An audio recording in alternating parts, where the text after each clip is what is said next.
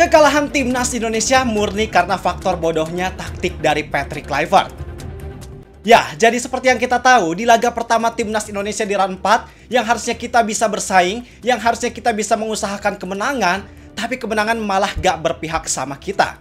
Skor 2-3 not bad, tapi apakah proses untuk kita bisa mendapatkan skor 2-3 itu udah cukup memuaskan? Tentu sama sekali enggak. Dan di momen kayak gini, gue masih nggak habis pikir. Pengamat-pengamat yang dulunya vokal mengkritik timnas, tapi sekarang di saat timnas lagi dibutuhkan dan sangat layak untuk dikritik, mereka seolah gak mau tahu dan gak peduli. Tapi nggak apa-apa, kita juga punya power yang gak kalah kuat untuk mengkritik. Gua memfasilitasi itu. Silakan kalian juga setelah nonton video ini ramein kolom komentar dengan kritik yang tajam, supaya tim pelatih termasuk PSSI bisa mikir dan mengevaluasi kondisi timnas yang sekarang. Jadi kekalahan timnas Indonesia atas Arab Saudi faktor dasarnya murni karena taktik dan skema yang digunakan Patrick Kluivert bener-bener bodoh dan sama sekali gak layak. Bisa kita lihat mulai dari pemilihan starting 11 yang bisa dibilang terlalu berani. Karena Patrick Kluivert mainin sistem ini sama sekali belum teruji sukses melawan tim kuat dan belum teruji sukses di momen krusial. Artinya bisa kita bilang kalau apa yang dilakukan Patrick Kluivert adalah tindakan coba-coba. Mulai dari formasi 4 back, yang walaupun kita akui duet back tengah kita, Kevin Dix dan Jay Itzes cukup tangguh. Kita sepakat bahwa kita sama sekali nggak meragukan kualitas mereka. Tapi, dengan skema tersebut tentu berpengaruh terhadap sektor-sektor lainnya, yang ternyata sama sekali nggak bisa survive dengan skema tersebut, khususnya lini tengah. Di sana kita sama sekali nggak lihat peran gelandang baik itu ketika menyerang maupun bertahan. Apalagi di sini ketika mereka milih Mark Klok buat main di posisi tersebut. Di laga yang benar-benar krusial, yang gila loh, karena itu sama sekali keputusan yang gak masuk di akal. Oke, mungkin ketika Garuda calling, Klok dipanggil kita masih bisa terima. Kita positive thinking mungkin dia dibutuhkan buat jadi pelapis, dibutuhkan peran leadershipnya, tapi gak langsung jadi starter di laga penting dan krusial kayak gini juga. Karena kualitas Mark Klok sekarang sama sekali gak bisa bersaing dengan intensitas laga setinggi ini. Terbuktikan dia banyak ngelakuin kesalahan, passing banyak error, pergerakan yang gak cukup bikin lini tengah jadi hidup. Bahkan ketika bertahan, ini yang paling greget. Dia sama sekali gak bisa ngejaga stabilitas. Jarang banget duel, sekalinya duel malah terlalu kotor, dan gak bisa jadi filter kedua ketika pemain lain posisinya berhasil diekspos. Makanya pemain Arab sering dan nyaman ngelakuin shooting di area luar kotak penalti, karena memang banyak ruang kosong dan mereka gak dapetin tekanan yang berarti. Pun di sektor pertahanan kanan, posisinya Yakob Sayuri. Di situ sering banget dieksploitasi sampai bikin Yakob bener-bener kewalahan. Dan gue sebenarnya nggak terlalu heran sama Yakob yang nggak bisa perform di laga ini. Kenapa? Karena salah satu alasannya adalah karena dia di Malut United lebih banyak main di posisi winger. Memang dia pada dasarnya bisa main di posisi itu, di posisi bek kanan. Tapi naluri Yakob yang terbangun khususnya di musim ini lebih condong untuk menyerang.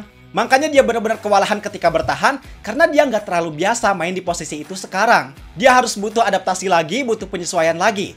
Nah, celakanya Hervé Renard pelatih Arab Saudi tahu kelemahan itu. Dan pinternya Arab Saudi, mereka akhirnya lebih banyak buat fokus mengeksploitasi area tersebut. Pokoknya karena berbagai macam kekurangan dari segi komposisi pemain, itu menghasilkan permainan timnas yang sama sekali gak terarah. Mereka jelas kelihatan bingung banget. Apa sih yang mau dimainin? Taktik dan strategi kayak gimana? Penguasaan bola enggak, long ball kurang, bahkan potensi crossing manja dari Dean James pun malah gak bisa dimaksimalkan. Pokoknya sistemnya benar-benar sama sekali gak jalan. Dan itu udah kita lihat sejak awal babak pertama. Harusnya dengan kondisi tersebut, apalagi dengan kondisi Indonesia yang langsung ketinggalan 2-1, tim pelatih Patrick Kluivert bisa cepat ngelakuin perubahan.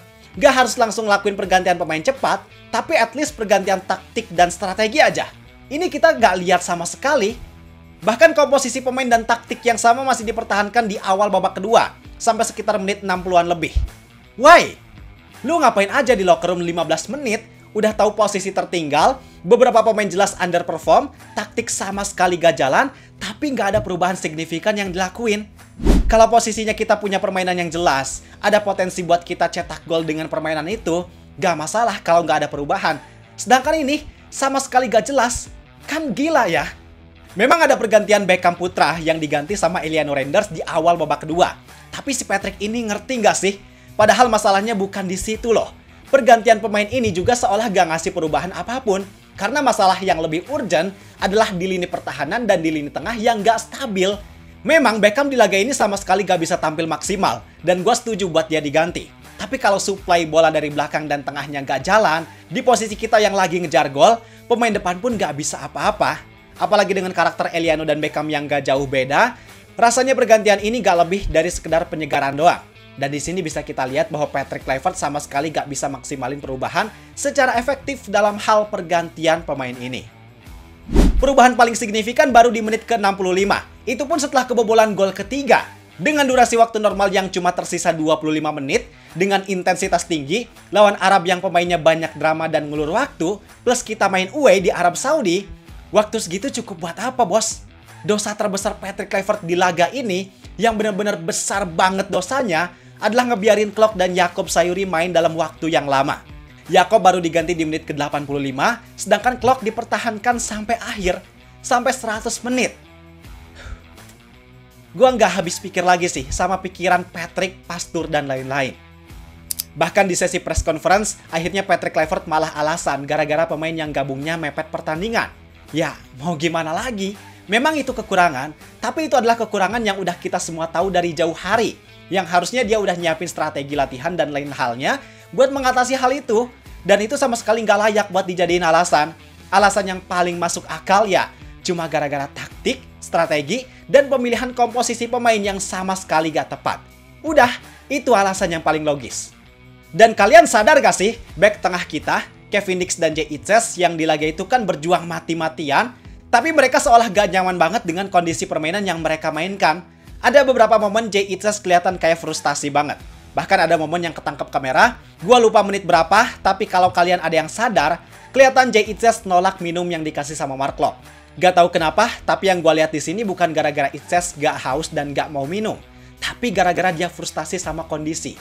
Mungkin ada perasaan jengkel sama Mark Klok karena dia lagi underperform, yang efeknya lini tengah dan lini pertahanan kita emang jadi gambling. Tapi yang jadi fokusnya bukan insidennya, yang harus kita perhatiin adalah solusinya. Karena situasi itu nyatanya sama sekali nggak diatasi dengan baik oleh tim pelatih Patrick Kluivert. Seolah kondisi itu ya udah dibiarin aja. Makanya performa para pemain itu kelihatan jelas sama sekali gak bisa maksimal. Dan dengan kondisi ini, dengan kekurangan yang udah ditunjukin sama tim pelatih Belanda, apakah ini perlu evaluasi? Jelas sangat perlu.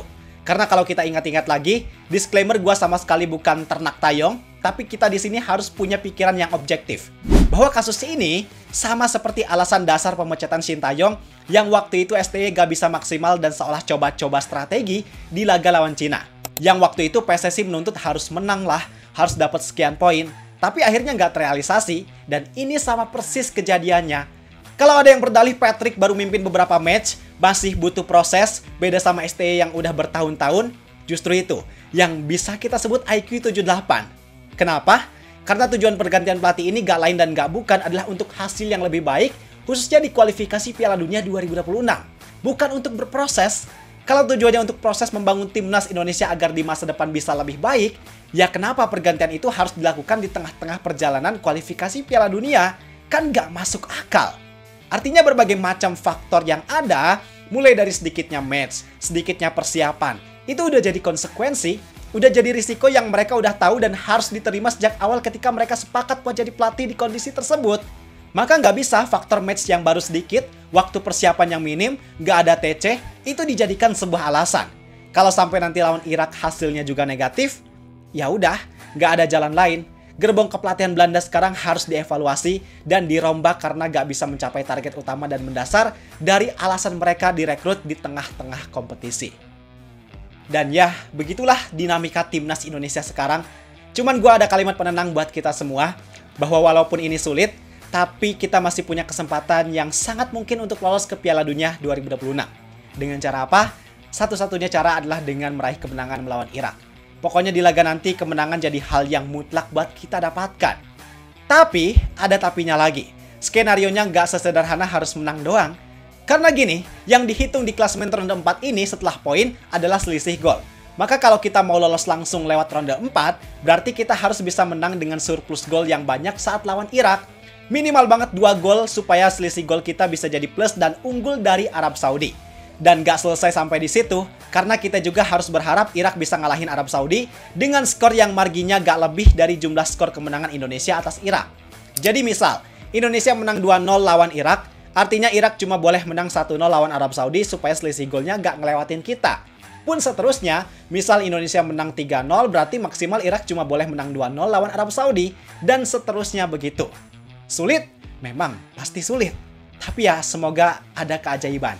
Atau misalnya Irak gak bisa menang lawan Arab Saudi, misal cuma imbang atau bahkan kalah, setidaknya Indonesia masih bisa finish di peringkat 2 dan masuk ke ronde 5. Masih menjaga asa untuk lolos ke Piala Dunia 2026.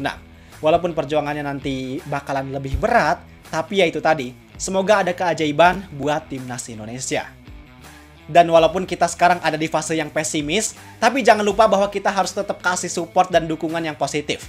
Gua tahu kalian marah, kalian kecewa, kalian kesal, tapi kalau kalian melampiaskan perasaan itu dengan cara negatif, dengan cara menghujat individu pemain dan lain-lain, tentu itu adalah hal yang gak tepat dan gak bijak. Apalagi di kondisi sekarang, justru malah memperkeruh suasana. Daripada kalian menguras energi buat hal itu, mending kalian kasih kritik yang membangun, kritik permainannya bukan orangnya, kasih motivasi, dan ya, silahkan. Semua itu bisa kalian tulis di kolom komentar. I think untuk video kali ini cukup sekian. Good luck buat timnas Indonesia. Terima kasih dan sampai jumpa di video berikutnya. See ya!